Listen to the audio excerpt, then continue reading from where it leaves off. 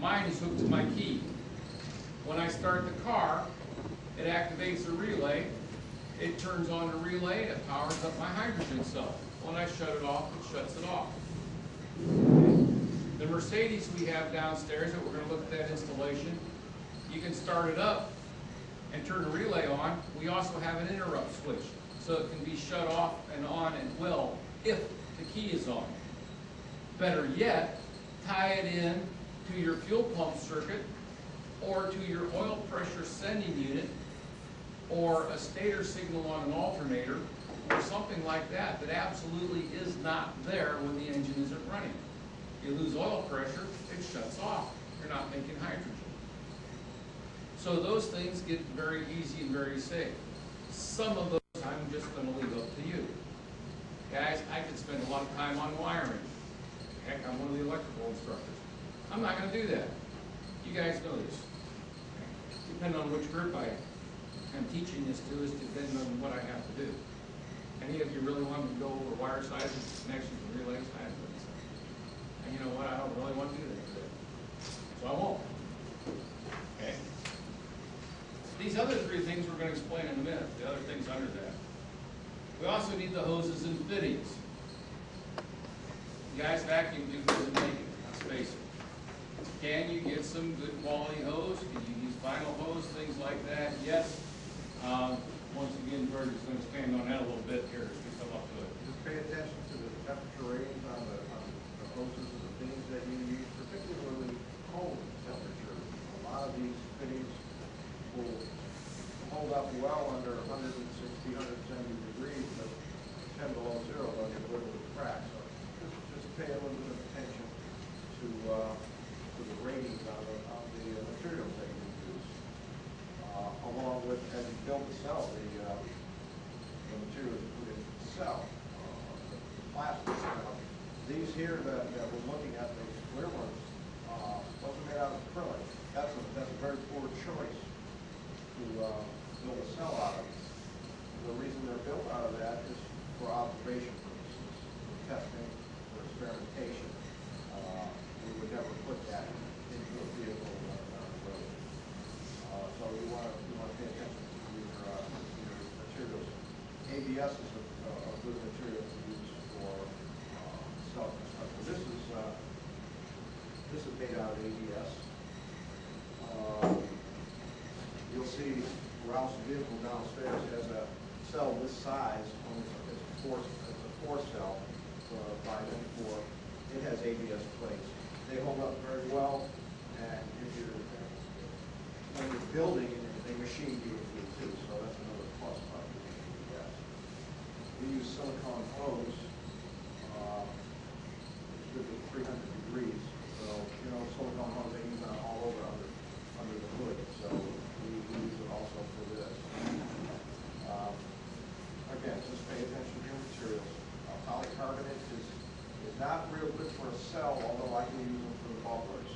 It's a pretty rugged material. Both of those bubblers are polycarbonate. Get the MSDS reports and any physical property reports of the materials that you're going to use before you start putting these things together.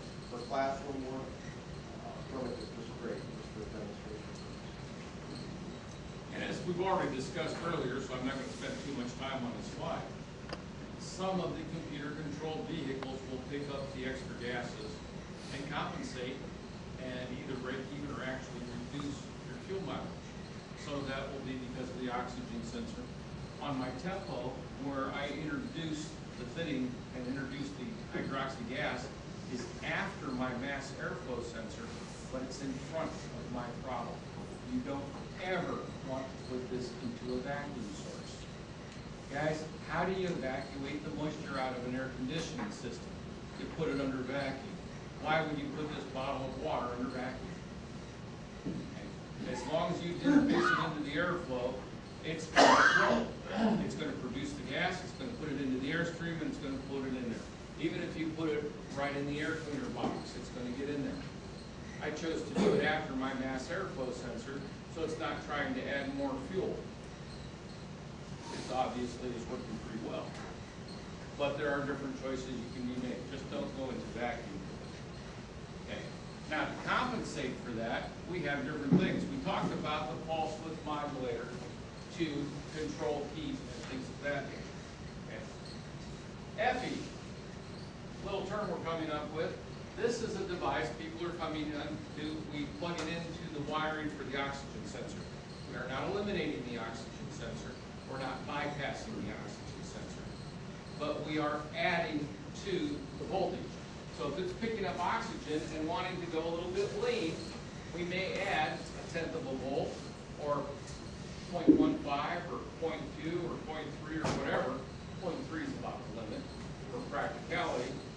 And we'll add a little bit. So if this thing's running a little bit lean, and George doesn't presently have one on his car, but he did, and you can play with it a little bit and find where you get your oxygen sensor back in a nice range and it's working well, your check engine light stays off, and the car responds to it very, very well, and you get an increase in mileage instead of it trying to compensate and dump more fuel and having your mileage drop. So those are out there. You can find them on the internet. Some of them work well. You can build your own. There's different sources for it. MAP or MAF modifier, same thing. You can modify the signal from the MAP sensor or the MAF sensor to have the effect what the computer is doing for your fuel control to make up for that oxygen. These are the less popular. Some people have experimented with them. I really don't see a need for them. If you do the one in the oxygen sensor, that pretty much eliminates these. The reason a couple of people are experimenting with these is a wideband oxygen sensor on some of the new cars that you can't do this with. Now, some of the new ones like it just as it is. Maybe you don't have to do any of these things. I don't. Granted, my car is an OBD1. Later, I'm going to put this on my Grand Caravan, which is an OBD2, and see how it responds there. On the non-computer card, we have one of those two. My students love to ask me, oh, gee, Styer, what kind of car do you like? You know, you Ford, your Chevy, Chrysler. So I drive a Ford back and forth to work. Oh, you're a Ford guy. Well, my main family vehicle is a Dodge Grand Caravan. Oh, so you're a Mopar guy. Well, my hobby car is a 75 Corvette. So you want Ford, Chrysler, or Chevy, I got one of each. Take your choice. Doesn't matter to me. But nonetheless, likewise with this. What vehicle you're running, how new? I have an OBD2 car, an OBD1 car, and a non-computer car. Right now, I only have it on my OBD1 car. But I'm going to try it out on the other two as well and see what happens. But I can't probably do them the same way. I'm going to get different results. Hopefully, they're all good. Okay. Where are you going to put it? Depends on the car. We're going to go down shortly and look at some installations. We're going to look at Ralph's truck, masterful installation. We're going to look at a Mercedes that belongs to one of our sales reps that my students have been putting a system into that came from these gentlemen. We've got another Mercedes that we haven't installed anything in yet. Okay. I would bring mine in, but at the moment I have the generator out of my car. We're going to show you that also because of the problem that develops. And I wanted you to see it, so I left it so you can see it. Okay. Where you're working on, where you're going to put it depends on the vehicle. Where's it going to fit? The one in my Tempo, I built a bracket and it sits behind my bumper in front of my radiator. Okay. It fits there. I don't have much space under the hood. But depending on the car, you can put it in a lot of different places. And you got to get a little creative. You guys can do that, basically. Keep it away from high temperature areas.